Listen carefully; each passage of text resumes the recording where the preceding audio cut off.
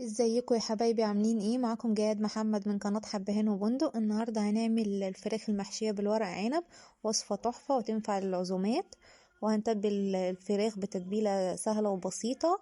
نسمي الله ويلا بينا على المقادير. اول حاجة عندنا بصلاية مبشورة وطماطماية مبشورة حجمهم صغير، وعندنا معلقة صغيرة من الفلفل الاسود، معلقة صغيرة من البابريكا، عندنا رشة من الكوبيبة الصيني ممكن نستغنى عنها، وعندنا رشة من الحبهان المطحون وبرضو ممكن نستغنى عنها،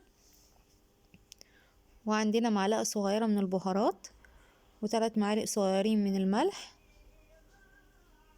وعندنا رشة جوز الطيب، معلقة كبيرة من الزيت. وهنخلط كل ده مع بعضه، وكده التتبيلة جاهزة معانا. طبعا هنتبل الفراخ قبلها بيوم عشان تشرب من التتبيلة دي.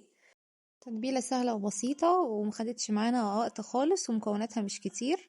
عندنا الفرخة بتاعتنا مغسولة كويس، هي طبعا مقطوعة من الجلد، هي جاية كده بس مفيش مشكلة. عندنا هنا هنشيل الجلد كده، نحاول نحركه، وهنعمل فتحات في الصدر بتاع الفرخة عشان نحط فيه التتبيلة، وهنحط التتبيلة في كل جزء من الفرخة ندعكها كويس. كده جاهزة معانا، هندخلها التلاجة ونسيبها لتاني يوم. هنحضر المحشي بتاعنا. هنا انا عندي تسبيكة في الفريزر، وعملت التسبيكة قبل كده، هسيبها في صندوق الوصف. وهنقلب عليها الرز، وهنبتدي نحشي الورق عنب بعد ما سلقناه بالشكل ده. وهنخلص كل الكمية ونركنها على جنب. نجيب الفرخة بتاعتنا، هنحاول نصفيها من اي مية، وهنشف المية من جوه من قلبيها بمنديل. ونبتدي نحشي الورق عنب بالشكل ده، منحاولش نضغطها في الورق عنب قوي، هي الفرخة دي اقل من 2 كيلو، فحجمها مش كبير قوي. برضو مش هنحاول نملاها قوي ورق عنب عشان لسه يستوي. وهنحط من الجناب حاجات بسيطة. هنحضر الشوربة بتاعتنا اللي هنسقي بيها المحشي، اي نوع شوربة لحمة، شوربة فراخ. وهنحط عليهم معلقة كبيرة من دبس الرمان ومكعب مرق، ونظبط الملح بتاعها. وهنبتدي ناخد بالمعلقة كده ونحط جوه الفرخة من جوه بالشكل ده. شايفين في فراغ مش كبساه قوي للاخر. هنحط كده بالشكل ده في الجناب. هنقفل عليها بورق عنب، وبعدين هنقفل الجلد على بعضه بالشكل ده بالخلة.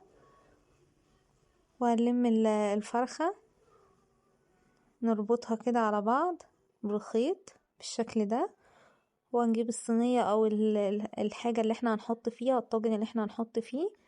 حطيت بطاطس وحطيت بصل، وكملت بقية الورق عنب بالشكل ده، وحطيت فصوص توم ده اختياري. بعدين هنسقيه بنفس الشوربة. طبعا هنحط لحد البطاطس بس كده، ما نكترش الشوربة. وهنغطيه بورق عنب عشان ما ينشفش معانا. وهندخله الفرن على درجة حرارة 200.